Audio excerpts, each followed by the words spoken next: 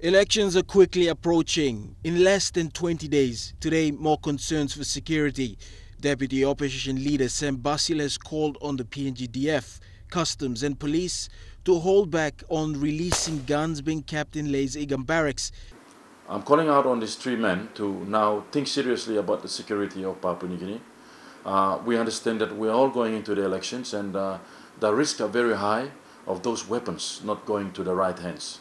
Now, in election time, if those weapons do not go in the hands of the right people, a lot of people will be killed, and a lot of good members that are supposed to come into parliament will be sidelined or will be forced through the rigging system, and those guns will play a very important role in those activities. So, the guns were impounded in October last year.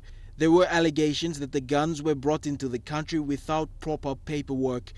It brought to light the possibility of a gun smuggling ring.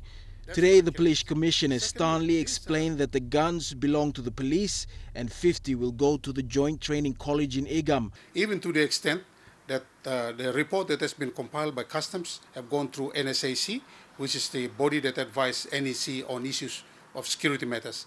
NSAC have cleared those weapons and they are police weapons.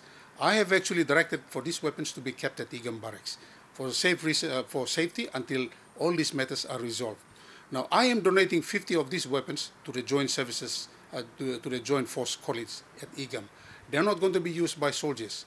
They will be used by the cadets undergoing training at Igam.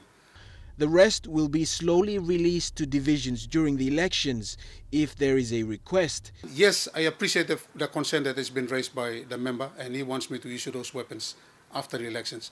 What will I arm my policemen that I will be sending them to the elections? The issue in the constabulary is that we do not have sufficient firearms for our men and women.